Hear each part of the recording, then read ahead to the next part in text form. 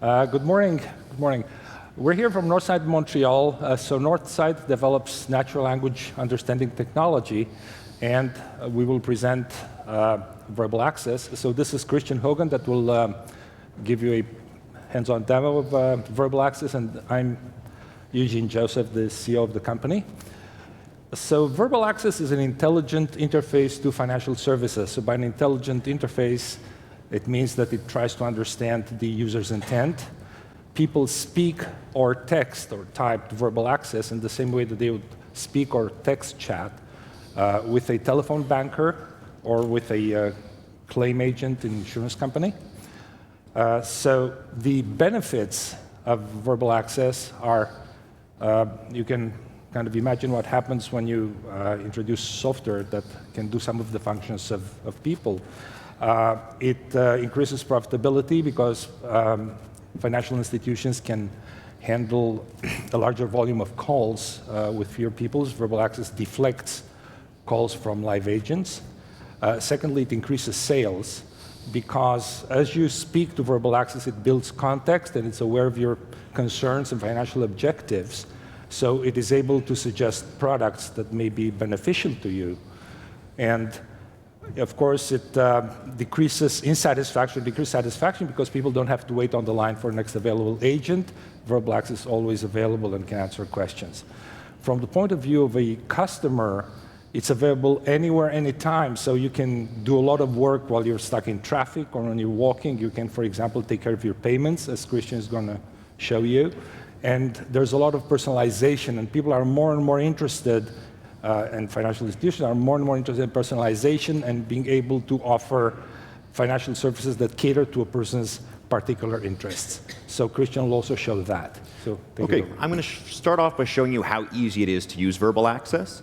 I'm going to be using speech-to-text just because I am not quick at typing at all. So we're going to be using nuance for speech-to-text. Transfer $150 to my daughter from my checking account.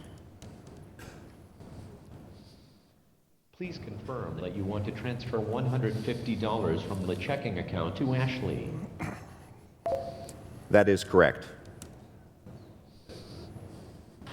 The transaction was successful. The checking account balance is now $762.85. So as you can see, that was ridiculously easy.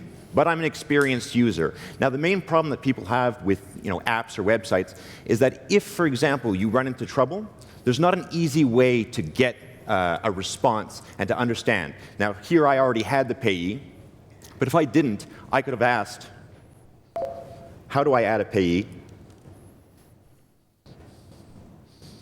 Log into the bank's online banking system. Choose the Transfer Funds option. Select the Add Payee option. Enter the payee's bank account information.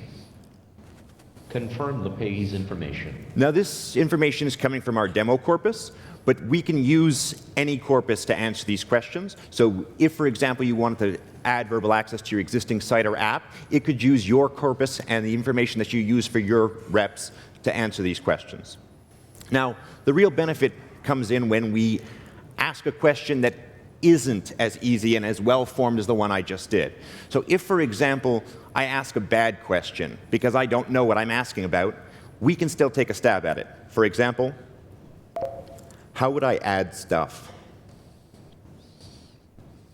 Are you trying to 1. Add the bank's website to favorites or 2. Add a payee or 3. Obtain a credit card for a secondary card holder online. So here you can see that enter a choice from 1 to 3.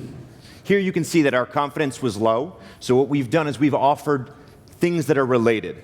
If you notice, the third one doesn't even have the words add or stuff in them. And the reason we can get at that is because of our natural language pipeline. So what we do is we try to make understanding out of your question, and we realize that obtaining a card for a secondary card holder is sort of like adding a secondary card holder. So we're going to offer that just in case that's what the person was getting at. We can do the same for if, for example, I had tried to make a payment without as much context. So if I had said, I'd like to send money to someone, Who do you want to transfer the money to? So this is short, so I can come in and I'll show you that I can actually switch over to texting mid-conversation. Which payee isn't in your payee list? Do you want to add them? What is the first name of the payee? Jonathan. What is the last name of the payee? Adams. What is the account number of the payee? So as you can see, because we know we've asked for a number, we can switch over. What is the institution number? What is the transit number? You have successfully added a new payee to your payee list. Which account would you like to transfer the money from? My checking account. How much would you like to transfer? $150. Please confirm that you want to transfer $150 from the checking account to Jonathan. That is correct. The transaction was successful. The checking account balance is now $612.85. So as you can see, it's very easy to use the system, and the system can go around and fill in the missing information if the customer doesn't originally provide it. So if you'd like to come by our booth, we can explain to you exactly how this is working behind the scenes and how you could add it very easily to your existing app or website, and how we would be able to help you do that. Thank you, Christian. So in ending, just I hope that was clear that the way we're different from other intelligent agents is that we disambiguate what we don't understand, and we can ask for missing information to complete, so to be able to do a transaction. Since we want to do transactions, it's really important that we're able to validate. So again, I invite you to our booth. Thank you.